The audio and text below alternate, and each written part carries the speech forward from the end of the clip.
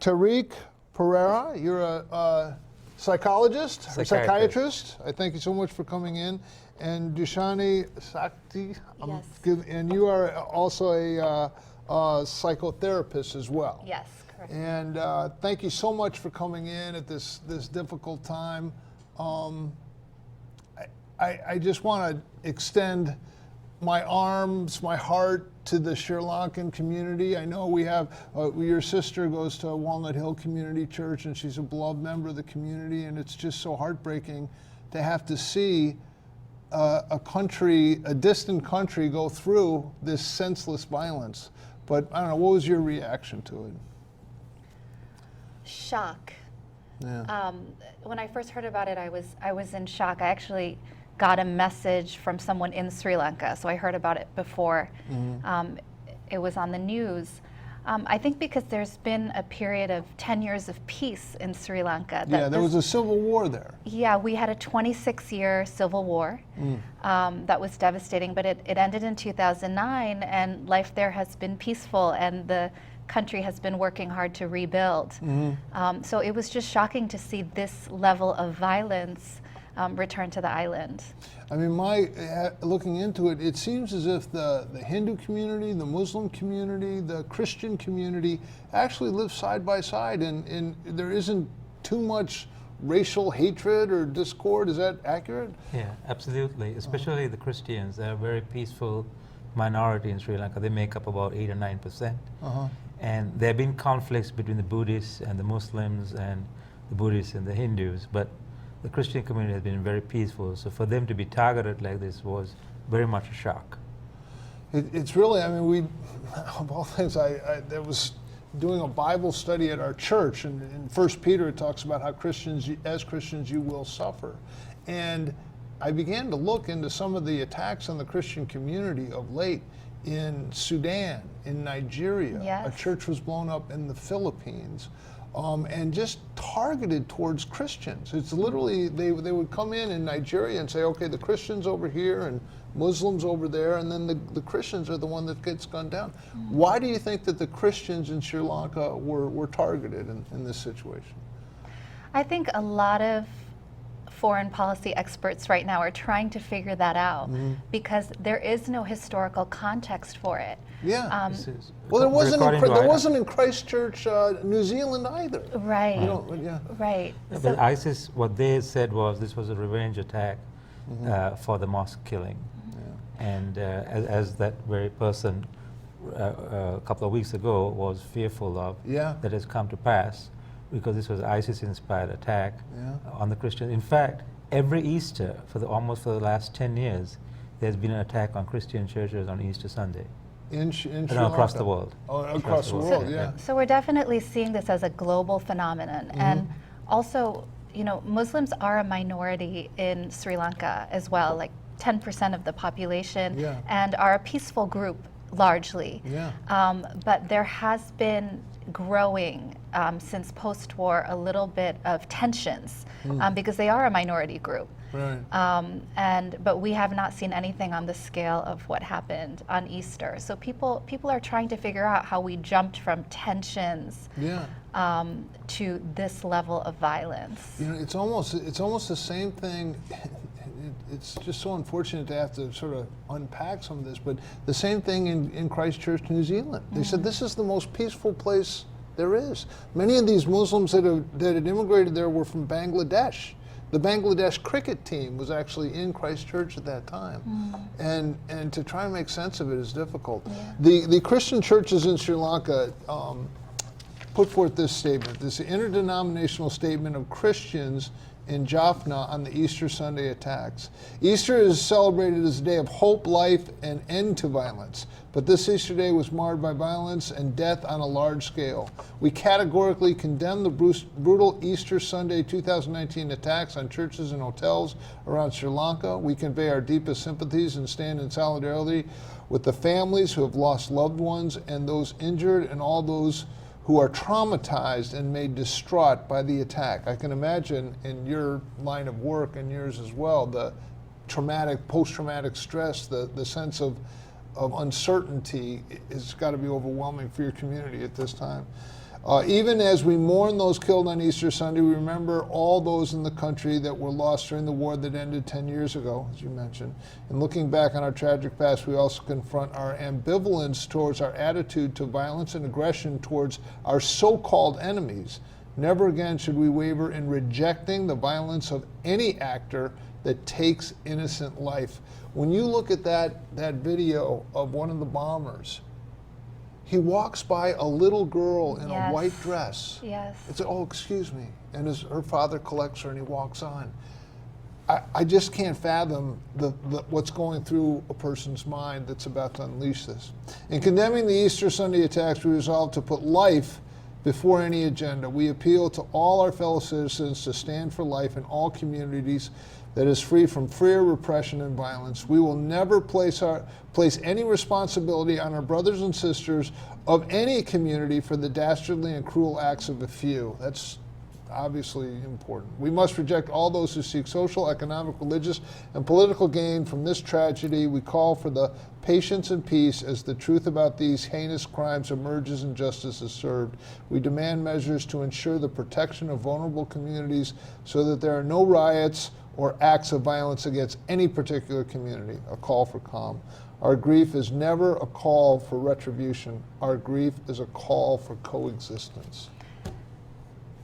That was good. So what I love about this statement are these are people who saw the violence from the war, and they're still calling for peace. And there has been reports now that there has been tensions rising. People are fearful in Muslim communities and vice versa. And I've heard now that these pastors are reaching out to leaders in the Muslim community to work together to rebuild relationships. And that is the spirit that we want to encourage. That is what the leaders there want to encourage as well. Yes, caller, you're calling into the show. We're talking about the tragic bombings in Sri Lanka. Sorry about that. Are you there? If we missed you, please call back. Sorry about that. Oh, here we go. Yeah, caller, do you have a thought? We're talking about the Sri Lankan bombing and attack on Christians. Caller, are you there? Okay. I think the other thing is this is traumatic for the community, but I think it's traumatic for humanity. Yeah. And I think as, you know, I have a lot of friends. I mean, I'm an American born. I was born here in New York. A lot of my friends have been reaching out to me, and they are so traumatized by these stories. Every story that we hear like this happening around the world builds. Yeah. And I think as a community, we're all mourning together each time we see this kind of devastation. It is. It's. I had a very, very good friend that died in 9/11. He was in the North Tower. His name was Bo Costas, an immigrant he came over to America on a basketball scholarship. But I think there's a thread between what happened in 9/11, what happened in Sandy Hook with that senseless violence. Absolutely. What's happened in New Zealand with that shooting, and now what's happened in Sri Lanka. There's just a common grief. Yes. That how do we get our hands around this? What do we do? And I think that it was very helpful for me to have the Muslim community come in and be able to share their grief over the New Zealand shooting, and then to hear that one lady, Iman, talk about her concern of retaliation from the extreme element in her, and that's what concerned her the most. Yeah. And that's what happened. That's exactly what happened. She saw 5 times as many people were killed, 250 people. Yeah. You know, there was a picture I saw of children in coffins who had come for their first communion. Yeah. Those the devastating pictures. There's pictures of the Sunday school class with children that you were talking about, and said 3 minutes later, 3 out of the 4 people in this picture were dead. And we know this from our line of work, that trauma builds. So when there's a new traumatic event that happens, it triggers pain from when we all lived through Sandy Hook. Yeah. And you know, we do have to think about, as a society, how do we heal from these traumas?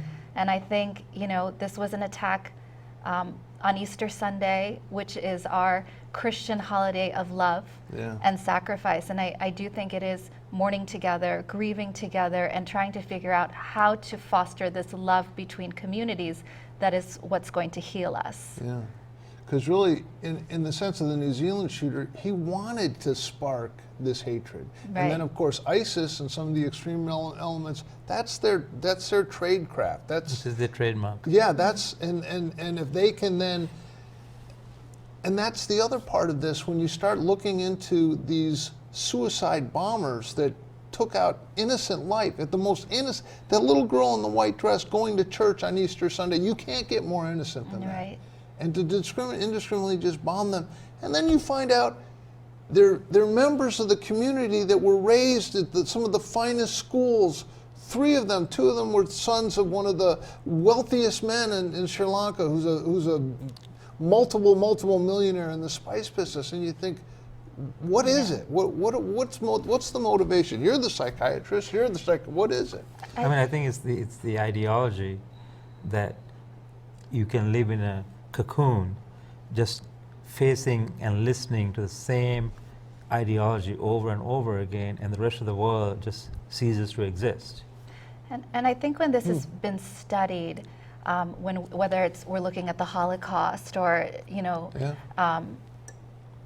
genocide or any kind of mass shooting, the idea in psychology that always comes up is groupthink. And how when people get together in a group and they have this ideology, how they can start to make decisions that they wouldn't make on their own. The thinking becomes more extreme because nobody wants to be the dissenter in the group. And usually there's some charismatic leader who's showing the victims as being a threat. Right. There could be something going on. So there's a whole psychology behind it that psychologists are trying to understand in the interest of how do we stop this from happening. Yeah. But it is not, I think what happens to us is we get so disappointed with humanity, and I don't believe that this is the majority of humanity, but it is happening quite frequently enough for us to study it more and investigate it more to see what is leading people to make such extreme choices, and people who, as you mentioned, are well educated or have income, and you see that with other suicide bombers around the world. The underwear bomber. Yes. Ancient history, son of a bank president. Yes. These aren't this isn't some sort of economic deprivation that they're yearning to strike out at the man. No. They are the man. They are I won't even show the picture, but there's a very wealthy guy with his handsome son shaking hands with one of the political leaders in Sri Lanka. He had everything going for him. And it's that ideology of enemies, of us versus them, which is why in a time like this, it's very easy for some people to turn and have a lot of anger towards the Muslim community. And all that will do is create more of this kind of activity in the world versus saying, okay, what is cohesive about us as humanity, and to prevent this from happening. One thing I noticed growing up in Sri Lanka was, I think since 9/11, there's been a progressive radicalization of a segment of the Muslim community, and there was a time when you couldn't tell the difference between Muslim and a non-Muslim, and then with the radicalization, people were dressed head to toe, covered head to toe, and so that radicalization, not just Muslims, you can see it obviously in the New Zealand attack, radicalization of white extremists as well. Yeah. So the radicalization of ideologies builds extremism, and then you cease to see other people as human beings. Yes. Yeah. That's a big part of it, is dehumanizing. And I think, you think of people as being separate from you and other, or these people with these horrible things happening on the other side of the world. But I'll tell you, as a therapist who's worked with people on all parts of the world, human emotion is human emotion. Yeah. And that's what connects us. And when you segregate, that person does not have emotion, that person does not have a soul, and that person's life stops mattering. Yeah. It's I don't know, I think we have to attack this from the psychologist's point of view, groupthink like you're talking about.